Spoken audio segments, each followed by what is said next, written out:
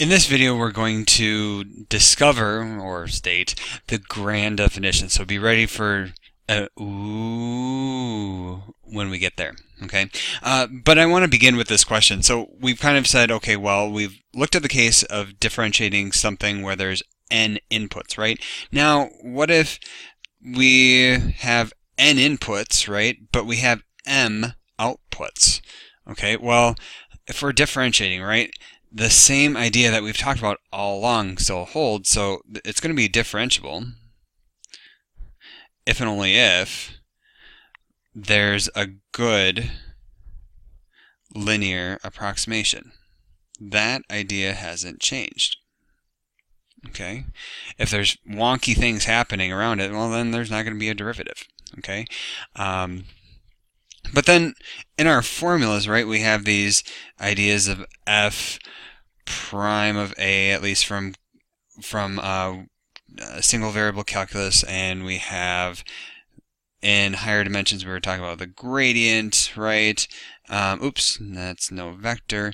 We're talking about the gradient at a point or at a vector. Okay, so I'm just kind of curious, like, what are we going to use if we have m outputs this time, right? Each of these had like a single row or a single vector of outputs.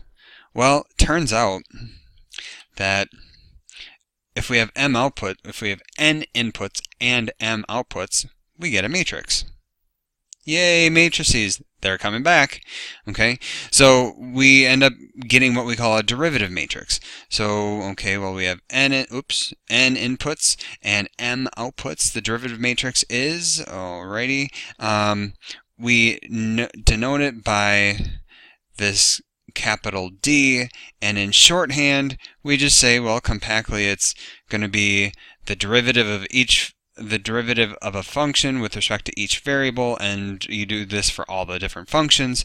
And more expansively, I guess, or expanding that out, what we get is this matrix where we have, for a function, we list all the functions in each row, and then we do the partial derivatives with respect to each variable in the columns. Okay, so the derivatives for a single function go across the rows, and then the derivatives for each variable go along the columns. Okay, so what we can see here is that in this dimension we have n columns, and here we have m rows. So this is going to be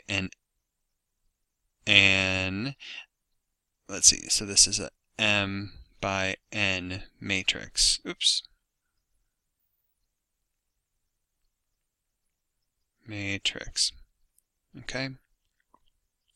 You could technically also write this as, since you're taking a single function and doing the different, you're differentiating with respect to different variables across, you could write this as the gradient of f1, the gradient of f2, down to the gradient of fm. You could write it like that as well. Okay, so just as a quick check on all this, let's go through some derivative and make some derivative matrices here. Okay, so first thing here, this one is going to be a function that maps from R2 to R3. So that means I'm going to have a 3 by 2 matrix, right? And then here in G, alright, G is a mapping, G is a mapping from R3 into R2. So I should have a 2 by 3 matrix. Okay, and so here, again, for my own sake, I tend to work in columns, so I take the derivative of x in each component and list those vertically. So I'm going to write this as 1 for the derivative of x in that first component, derivative of x in the second component is 0, and then the derivative of x in the third component is y, and then in the next one I get 0, 2y, and x. Okay, so that's going to be this matrix, the derivative matrix corresponding to the function f. Oops, and I actually need to fix that notation here. So the derivative matrix of vector x function. Okay. Similarly, here, if I look at the derivative matrix of vector g function, that's going to be, okay, so now I do, okay, this is just going to be 1, and then 1 in the next component, and then with respect to y, I'm going to get 1 and sine of z, and then with respect to z, I'm going to get 0, and then y cosine of z. Okay, and then if I do the point for e's, I'm just going to call this a. The derivative matrix of the function g at a is just going to be 1, 1, 1, 0, 0, 0. Okay. And so that's just a quick thing on the derivative matrix. Okay.